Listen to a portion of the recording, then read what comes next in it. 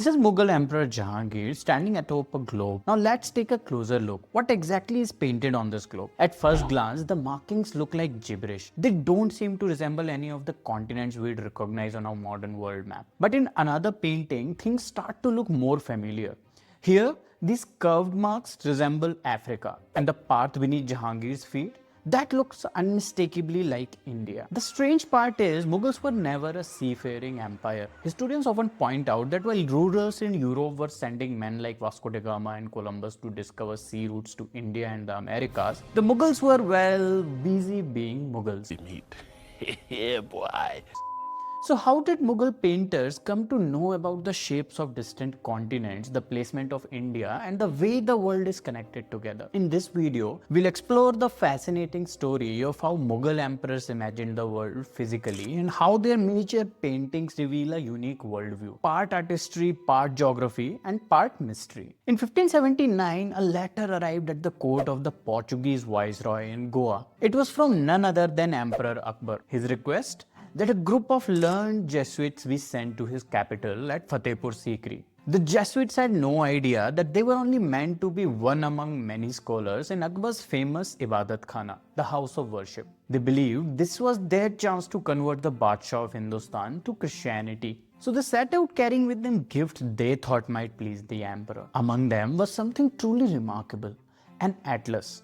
Father Anthony Monserrate, one of the Jesuits, later wrote that Akbar asked him to point out Portugal and India on it. And so, through exchange like this, the Mughal court became aware of the existence of distant continents and their placement on a globe and India's place on it. By the time Akbar's son Jahangir came to the throne, such European objects, especially globes, were no longer just novelties. They had become prized collectibles in the Mughal circles. And this wasn't just about collecting curiosities.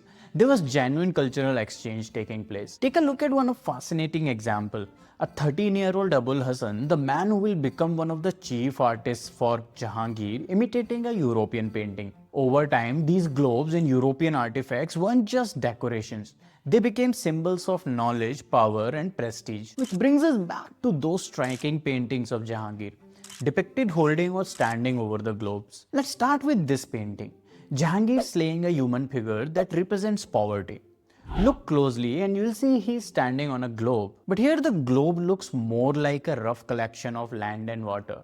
The clearest rendering of the world though appears in this famous miniature of Jahangir, towering over a globe while greeting the Persian monarch Shah Abbas I. Here the globe isn't just a backdrop.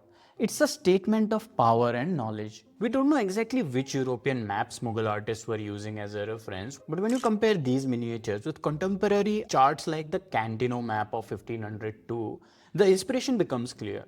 Africa is there, India is recognizable, even the Southeast Asian peninsula, modern Thailand, Vietnam, Singapore appears in striking detail. And look here, Sri Lanka perched at the southern tip, rendered with surprising accuracy. But the details don't stop there.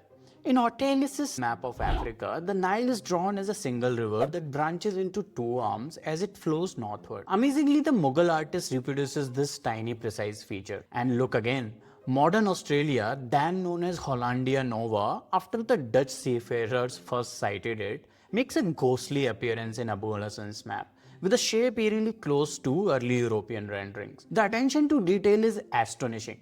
But here's the part that blows my mind. We forget why these are called miniatures. They aren't grand canvases you can hang on a wall. These paintings are often no larger than the palm of your hand. So these globes on these paintings are narrower than a finger.